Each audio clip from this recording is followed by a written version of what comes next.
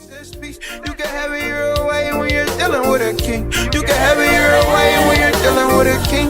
You can have it your way when you're dealing with a king. Hey guys, welcome to School's Over, the podcast where we talk about, when the schools is over and the real world begin. I'm here, Mr. No Face, No Trace, but I can't wear a mask, But we're just gonna go ahead, and I'm here with my co-host. Hey everybody, what's up? It's Ralph, how you doing today? Pretty good. And today we have a special guest, something out of the ordinary that a lot of people don't know about, but hopefully we can shine some insight on it. Would you kind of introduce yourself? So my name is Reverend Dr. Moses Suah-Dennis, and I'm pastor of Faith Emmanuel Lutheran Church. Welcome, Pastor. And I don't know how many pastors you hear talk about actual experience, so hopefully you guys can get some insight of how, church really should work or how it works. But Ralph, you can go ahead if you have any questions. Yeah, I know I'm excited personally to understand the inner workings of it because I've always been curious on how exactly one, go about being a pastor and how they get lead into that and, the whole working of it. So I'm definitely excited for that.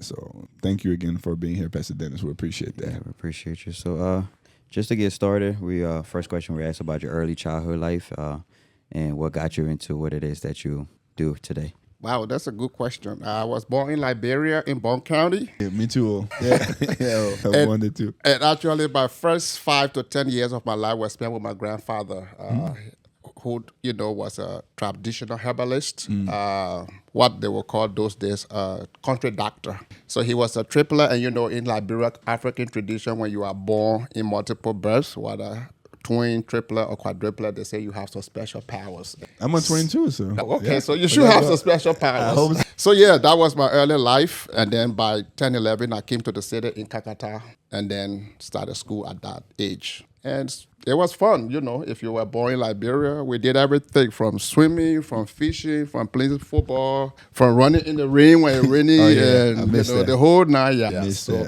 childhood was cute. Yeah. That's great. So you grew up like in the, I guess it would be called the interior? Yes, I started in the interior of village. Okay. Here they will say rural, and then came to the city, which is Kakata, where I started, quote unquote, begin to live in the civilized world where you had to go to school and go to church and do kind of stuff. So, and then in Kakata, and this is very real, my aunt who had come to the city from the village, she was doing, I don't know if you know about that's it. Everybody went, man, after school. And then so she was famous because even in the church, people like her because she was very generous. So literally one day they went to face the church, and we'll talk about the church later. They went to build fence around the church. And then after they built the fence around the church, they asked everybody to send one person to go to school free. Wow. And those days money was not cheap. Sure, yeah. Even $1 was hard to get. So she recommended me to go to school. And that's how I started school in St. Paul Lutheran Church in Kamaikibi County. Oh, wow. Shout out to St. Paul Lutheran Church. Yeah, in Kakata, yeah. Yep, in Kakata. Yeah. Wow. Yeah. Is it still around today? Oh yeah, it's still there. It's now a high school. It was an elementary school, but now it's a high school. And I was there 2 years ago. Oh, wow. I took a bunch of my colleagues from around America. About almost 20 of us visited there, and the school is still there. That's amazing. To think like that small thing has such a big impact on you today, and it's still there, and now it has a bigger reach too. It does. And the church is the oldest institution known, quote unquote, to the civilized world today because it has continued persistently, unlike other institutions that have come and gone, has been there. So we can talk a lot about the church 3,000-year history, but I don't know how much you want us to talk about based on today, what you want to accomplish in our conversation. Yeah. Okay, so you grew up, you started going to school in Kakata area. Yeah. Yep. So I know you say you started school. So when you started around when 10, 11? So yep. First, second grade kind of thing? Or no, kindergarten, ABC, they call it in Liberia. At 11, I'm telling you real truth. And the first day in school, I literally cried because it was like a total strange thing for me because I've never been to classroom. I never knew anything about books. And all of the kids knew everything. So, as a child, I still consider my child at the time. It's obvious when a child, something get their heart and they cry because that's how they express their emotion. And literally the first day in school, I cried. Wow. I literally cried. See, people don't realize, I think a lot of people don't realize that starting kindergarten at 11 versus 5 or 4 even. Yep. That's mind blowing.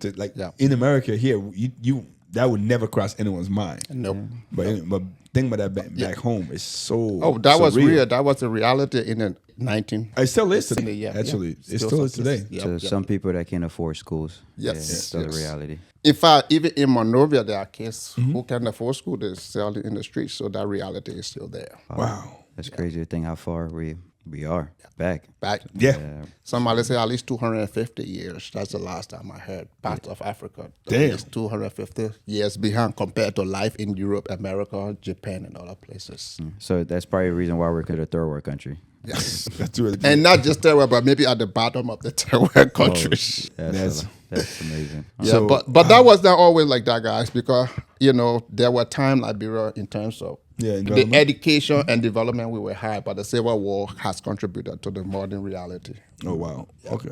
So so you started school and everything. So how was that like your first 5-10 years of school? How was that like? So I'm saying this to reality. I like the name of the show, by the way, Spencer, when school is over, because it's not that I wasn't smart. It's just like I wasn't introduced to the reality. Yes. So once I started school, man, by the first year, I was on a roll. Since that time, I was on a roll till I finished high school. Wow. Yeah, and I finished high school in Ghana. Oh wow. Yeah, so I went to first year of college there. But the trick is, if you have the brain, and our brains are wired different ways. People gravitate towards different things. Some people are academic, or practical stuff, hands-on stuff so we all wired differently. I have the academic piece. I got a good memory too, so I just needed to see it on the blackboard and it stay with me, That's amazing. Yeah, so. Okay, so back into like their early life after school now, leading towards what got you here today. Yes.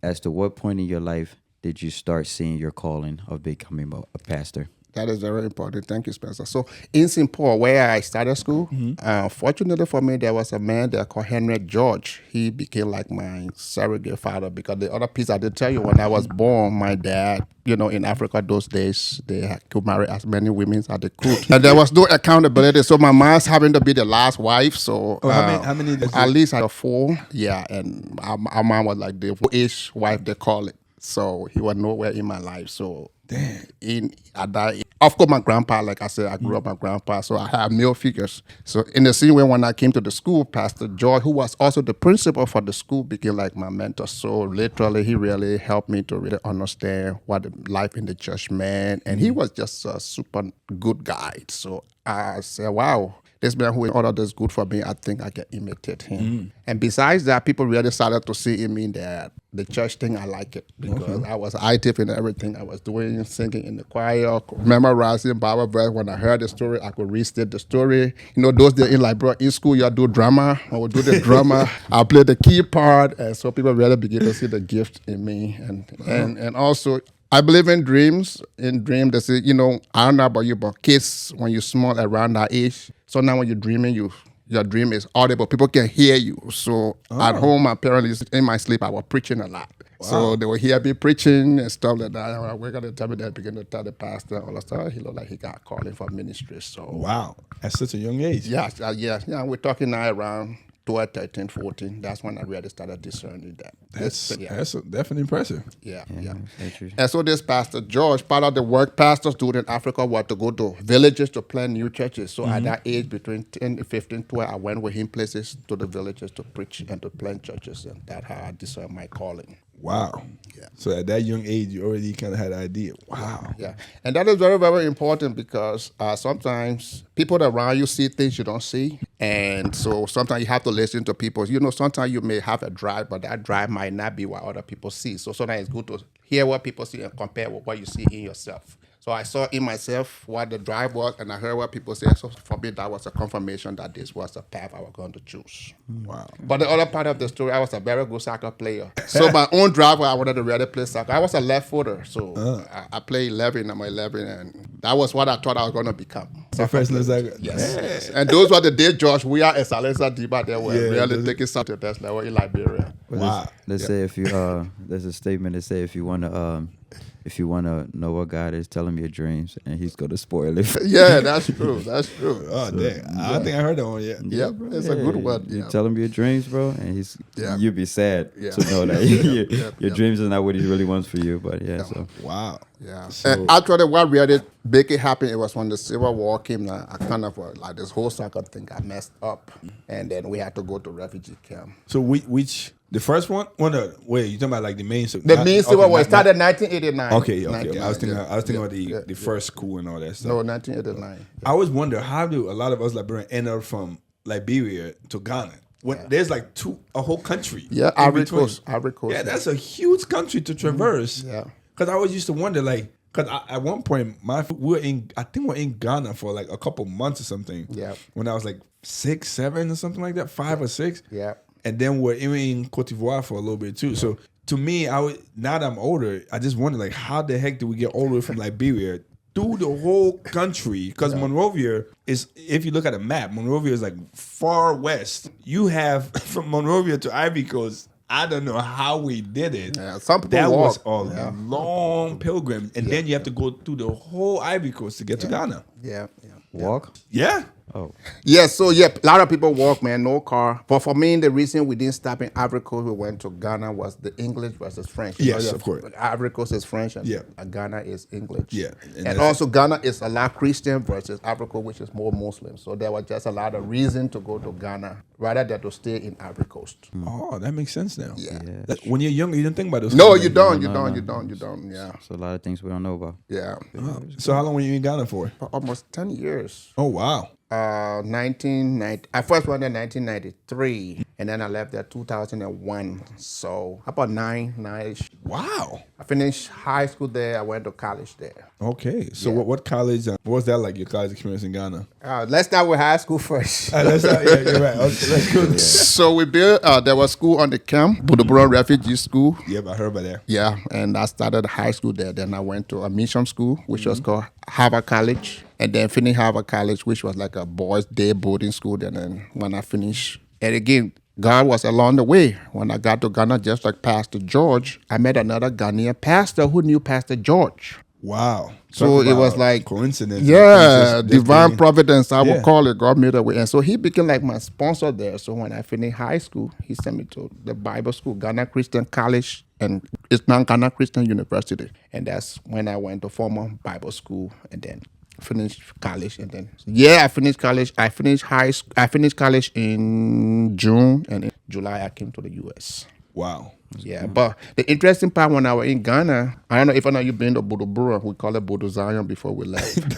But Budubura was like a mental hospital. I don't know, you all know about Norristown? Yeah, a little bit. Norristown State Hospital, where they have special hospital for people who developmentally, So that's why it was for, but when refugee came, they moved and they got that place. So I would be in Accra on the weekday, Monday to Thursday, Friday, then come back on the refugee camp on Saturday. And actually, interestingly, at that age, I was the leader for the refugee church we started there. Oh wow. Yeah, Budubura Refugee Church. Yeah, I heard about. Yeah. I have heard about Budubora. I think they closed it now. They closed it. They took over, yeah. Yep, and a lot of the Liberians and other people went back to their respective countries. Yeah, but they did it the way they did it, and not cool, man. Yeah, I They heard just about they it. forced people out. They didn't give them any like Heads up. heads up or even some kind of a compensation, because people build nice houses there. They just took over it like that, which was not fine at all.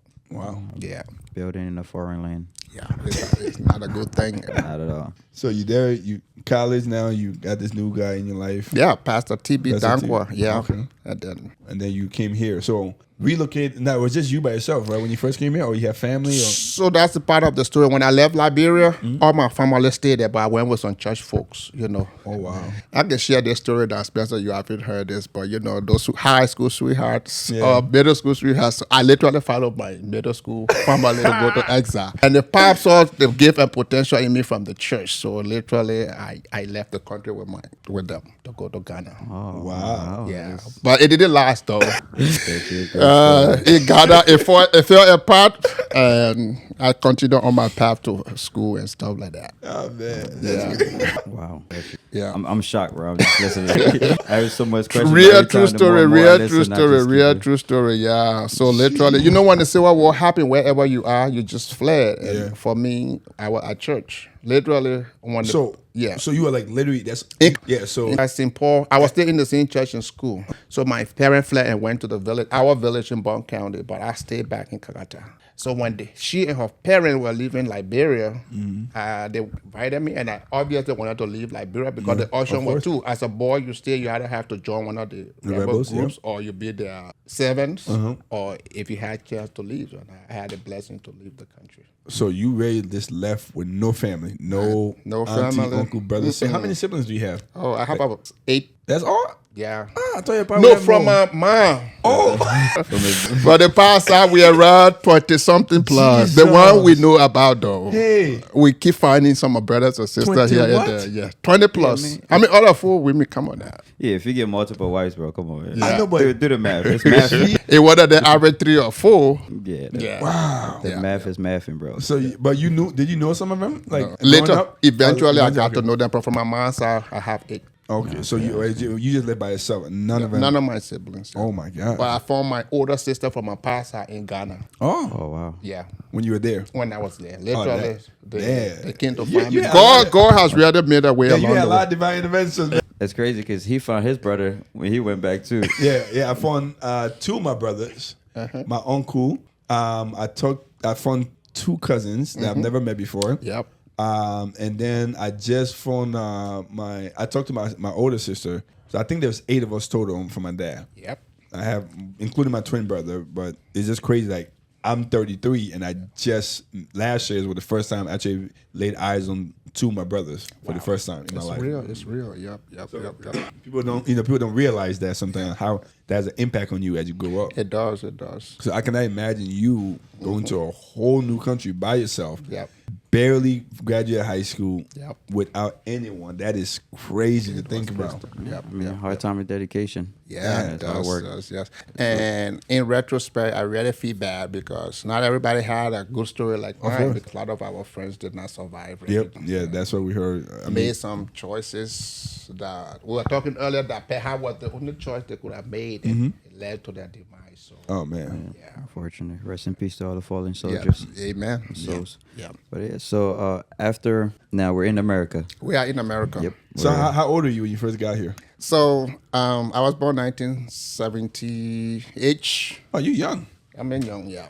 What? So when I got to America 2001, probably early 30s, I finished high school in Ghana and I finished my undergraduate. So when I got here, I've been known in the church by this time. But in America, the standard for being a pastor is different from Yes. in In Africa. Africa. So let me just clarify something because please that's do. other people really confused. You know, reverend is a professional title. Then pastor is a work title. So what's the difference? So the difference is anybody can be reverend. You could be a reverend, you don't have a church. That you qualify, you met the credential, you were ordained. Oh, I didn't know that. But to be a pastor, you have to have a congregation.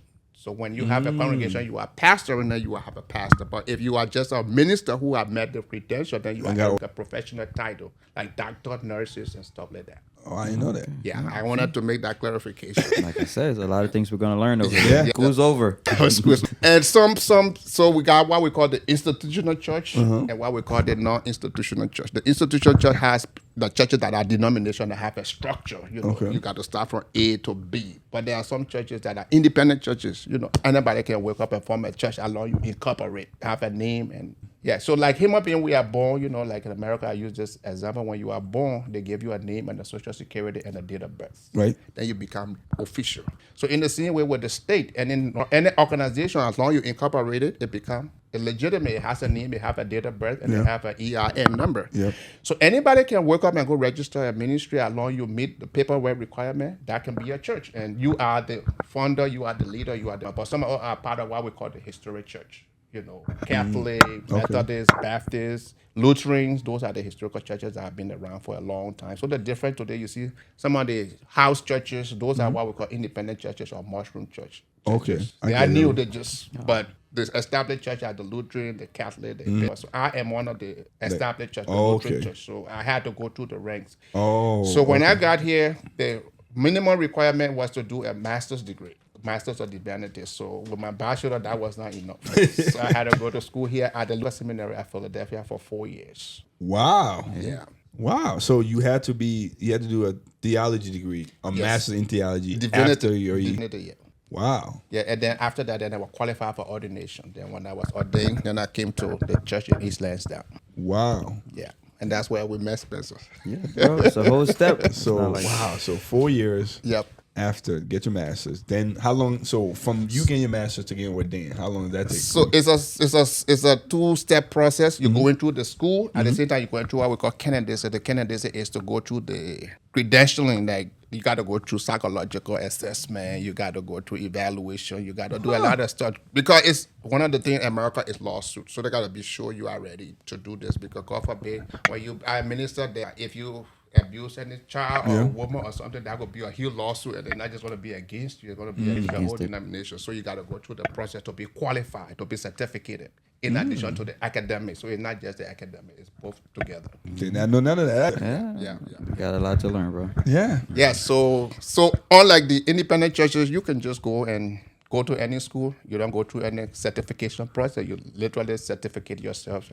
And in America, tomorrow, I can wake up tomorrow and say I have a calling. yes, and you can go register. Register my ministry. Yep. Don't gotta go do no theology, nothing, and say welcome to the church of forever giving. It's America, a church and state is separated. So in some country, religion is regulated, but here it's not regulated. So anybody can do. But the good thing is you are part of a structure, a system that is behind you. It's better than to be yourself because Yes, God makes sense. forbid if anything go wrong, you're gonna be solely liable and you are gonna lose everything. And God forbid whoever did it, you could go to jail. Okay. Yeah. It's very interesting. So you're learning a lot, Yeah, bro. yeah. But so now we're in America, Yeah. and you went through the schools, got your degrees and everything. Yep. What are the necessary steps for you to be able to become a pastor? So once you finish school, then the candidacy process, there are 3 steps. So the first one, you become official candidate. It's like when they're doing an election in America, you announce your candidacy. Okay. So you enter into the candidacy process. The next step, you are endorsed. In other words, the church says, okay, we enter you now, you are okay. Then the last step is called approval. When you finish school, you got to do internship under a seasoned pastor, at least for a year. Yeah, who will mentor you. And I did that in Massachusetts, Arlington. I went there for 1 year. So when I came from internship, everything was done. Graduated, got my degree in May, and then the next year, February. The last step in the process is for you to be ordained by the bishop. And in our church, we have a structure we call a national church, but have 3 expressions. So we have the national church, which is like the corporate office where the presiding bishop. Then we got the regional branch, which you call it the Senate. In other words, some call it conference, some call it archdiocese, some call it different names. So you have your local bishop. That is, I like to call it federal, state, and local. So your state bishop is like your state leader. Okay. And then once your state leaders ordain you, then you now take on, which is the local, the locals, you become the pastor, and your parish or your congregation is your place of assignment. Wow. Yeah. So that was how, when I was ordained on February, I still remember March 5th, and then they put me to East Lansdowne. And the interesting thing, there are 2 ways you can be a leader in the church. You can go to an established church, which everything is already in place. You just show up as their pastor, do what the pastor's supposed to do. Or you can start a new brand ministry like I'll just put it to all our career, You can decide to start your own business, or you can franchise with another business. So in my case, the franchise I went with, so I was ordained and brought to the church. But there were 16 old white folks in East Lansdowne. All of them around 70, 80 years old. So the deal was I would be like their pastor, but start a new church with most of the people I knew from Ghana who are also coming as refugees. Oh, okay. And that was February 2006 when I started. Okay. Yeah. And a lot of Liberians had come to Philly as a resettlement. Some of the people even in Ghana who were in the refugee church. So that's how we started almost 19 years ago, because they will be set up a 20th anniversary. Wow. And, I was still young at the time. Yeah. So how old were you when you first got ordained? Yeah. So I was around 35-ish. 35. That's young. That's young. For a lot of first career, but part of the challenge is by American standard, it was because I actually finished college around 20s. Yeah, like 22, 24. Yeah, so I was at my prime, and so some of the things we did was really just build community, bring people together. And Spencer was our QB. We play a lot of football, youth at the time, and soccer and everything. Yep. And one of the blessings we had, because like I said, there was an established building. We didn't have to pay mortgage and stuff. So all we had to do is to pay the bills, and we have the building, which is still there today. Yeah, when you came in, that church is already there. Was there for 100 years. That's been there for 100 years? Yes. Yep. Wow. Yeah, they built it good. Who care of it? Okay. Yeah.